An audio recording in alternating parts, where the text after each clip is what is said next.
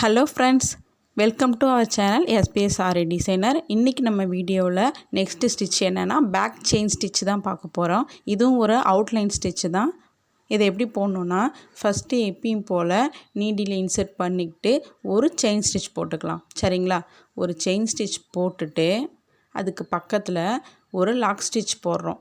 லாக்குனா என்னென்னா குட்டியாக ஒரு செயின் ஸ்டிச் போடுறது தான் லாக்குன்னு சொல்லுவோம். போட்டுட்டு இப்போது திரும்பி வரணும்.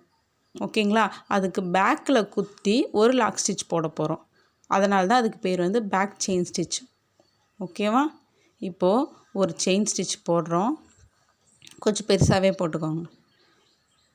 ஒரு செயின் ஸ்டிச் போட்டுட்டு அதுக்கு பக்கத்தில் குட்டியாக ஒரு லாக் ஸ்டிச் போட்டுட்டு இப்போ அடுத்தது ஃபார்வேர்டு போகாமல் என்ன பண்ணணுன்னா பேக்கில் வந்துடணும். பேக்கில் வந்து நம்மளுக்கு ஆல்ரெடி போட்ட செயின் ஸ்டிச்சுக்குள்ளேயே சின்னதாக குத்தி எடுக்கணும். டபுள் செயினுக்கு நடுவில் குத்தணும் இல்லைங்களா? நடுவில் குத்தக்கூடாது, சின்னதாக குத்தணும். இப்போ அந்த இடத்துல என்ன ஆகுனா ஒரு முடிச்சு மாதிரி விடும். ஒரு செயின் ஸ்டிச்சு ஒரு முடிச்சு, ஒரு செயின் ஸ்டிச்சு ஒரு முடிச்சு மாதிரி பார்க்க வந்து அழகாக இருக்கும் இந்த ஸ்டிச்சும். இது ஃபுல்லாக முடிச்சிடுறேன். இந்த மெத்தட் புரியலன்னா இன்னொரு மெத்தடில் சொல்லித்தரேன். சரிங்களா?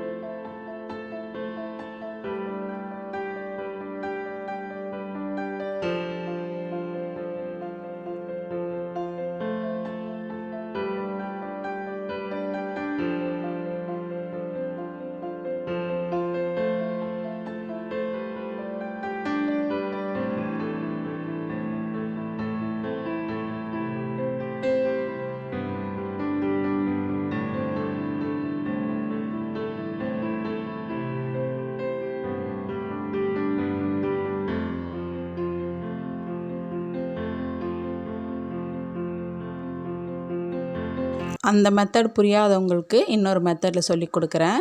ஃபஸ்ட்டு ஸ்டெப்பு செயின் ஸ்டிச் போடுறோம். அது எப்படின்னா ஃபார்வேர்டில் போடுறோம். சரிங்களா? அதுக்கு பக்கத்தில் ஒரு லாக் ஸ்டிச்சு போடுறோம்.